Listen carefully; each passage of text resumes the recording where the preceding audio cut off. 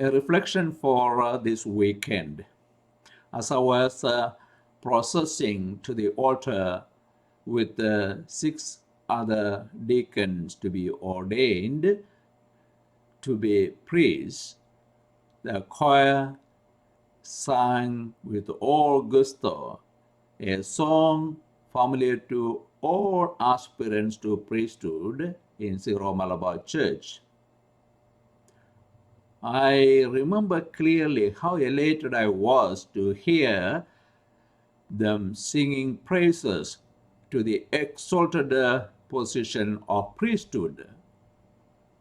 I don't deny that a tinge of that kind of exalted state of priesthood motivated me to seek priesthood as my vocation in the first place, though there were many reminders of sacrifices around me all along the way.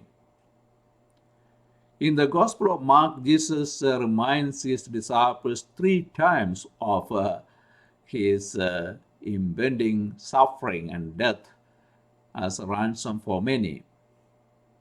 He also taught that discipleship involves dedication to service even at the pain of suffering and death.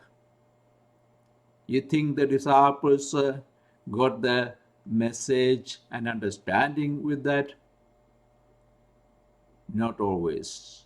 James and John were preoccupied with the thoughts of what kind of exalted state they could expect the kingdom of God. The question about the high position James and John raised with Jesus was reflective of the power struggle in the early Christian community, especially that of Mark. In spite of Jesus emphatically teaching that the Christian life should be service oriented, the human weakness had the better of many leaders in the early church.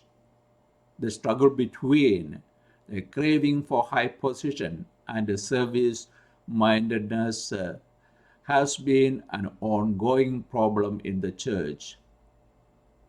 Therefore, great and holy souls had to remind the church to reclaim its character of a service-oriented discipleship.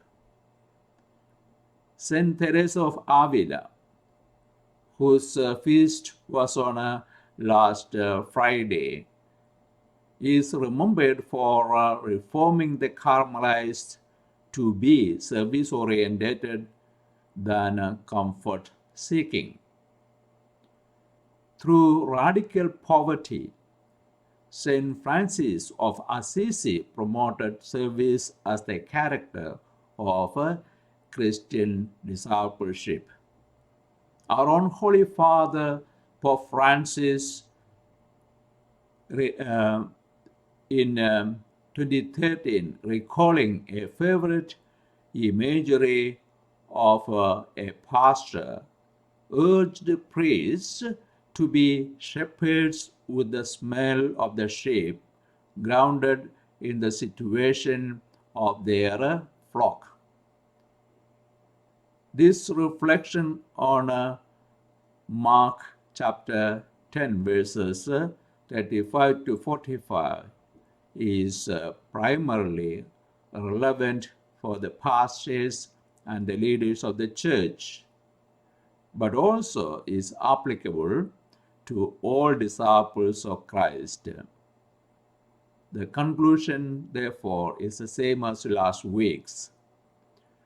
Is Jesus your priority and service your lifestyle?